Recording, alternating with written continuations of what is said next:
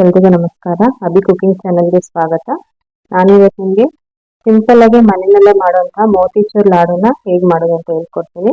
ಬೇಕಾಗುವಂಥ ಸಾಮಗ್ರಿಗಳು: 1 ಕಪ್ ಕಡಲೆ ಹಿಟ್ಟು, 1 ಕಪ್ ಸಕ್ಕರೆ, ಸ್ವಲ್ಪ ಡ್ರೈ ಫ್ರೂಟ್ಸು, ಏಲಕ್ಕಿ ಪುಡಿ, ತುಪ್ಪ. ಈಗ ಹೇಗೆ ಮಾಡೋಣ ಅಂತ ತೋರಿಸ್ತೀನಿ ಬನ್ನಿ.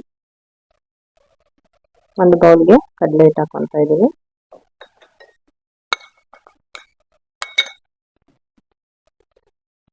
ಸ್ವಲ್ಪ ನೀರನ್ನು ಆ್ಯಡ್ ಮಾಡಿ ಗಂಟು ಇಲ್ಲದಿರೋ ಥರ ಈ ರೀತಿಯಾಗಿ ಕಲಿಸ್ಕೊಬೇಕು.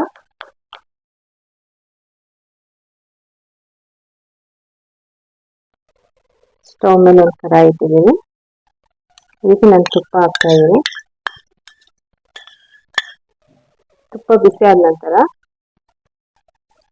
ಈ ರೀತಿ ಹಾಕೊಬೇಕು ಒಂದೊಂದು ಸ್ಪೂನು.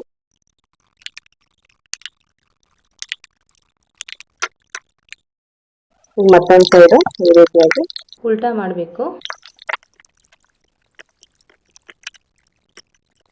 5 ನಿಮಿಷ ಲೋ ಫ್ಲೇಮಲ್ಲಿ ಇಟ್ಟು ಇದನ್ನು ಬೇಯಿಸ್ಕೊಬೇಕು. ನೋಡಿ, 2 ಸೈಡ್ ಈ ರೀತಿ ಆಗಿದೆ. ನಾನು ತೆಗೆದು ಬೌಲ್ಗೆ ಹಾಕೊಳ್ತೀನಿ. ಓಕೆ, ಈ ರೀತಿ ಇರೋದನ್ನ ಪೀಸ್ ಮಾಡಿ ನಾನು ಜಾರಿಗೆ ಹಾಕೊಳ್ತೀನಿ. ಇದಕ್ಕೆ ನೀರು ಹಾಕಲ್ಲ, ಹಾಗೆ ಪೌಡ್ರ್ ಥರ ಇದನ್ನ ರುಬ್ಕೊತೀನಿ. ನಾನು ಅದೇ ಕಡಾಯಿಗೆ 1 ಕಪ್ ಸಕ್ಕರೆ ಹಾಕ್ತಾ ಇದ್ದೀನಿ. 1/4 ಕಪ್ ನೀರು ಹಾಕ್ತೀನಿ.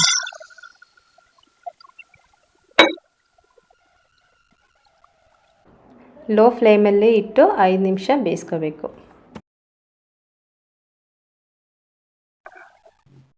ನೋಡಿ, ಪಾಕ ರೆಡಿ ಆಗ್ತಾ ಇದೆ. ಈಗ ಇದು ರುಬ್ಕೊಳೋದನ್ನ ಒಳಗಡೆ ಹಾಕ್ತಾ ಇದ್ದೀನಿ. ಇದಕ್ಕೆ ಬೇಕು ಅಂದ್ರೆ ಫುಡ್ ಕಲರ್ ಹಾಕೊಬಹುದು. ನಾನು ಇಲ್ಲಿ ಫುಡ್ ಕಲರ್ ಆ್ಯಡ್ ಮಾಡ್ತಾ ಇಲ್ಲ. ಡ್ರೈ ಫ್ರೂಟ್ಸ್ ಹಾಕ್ತಾ ಇದ್ದೀನಿ.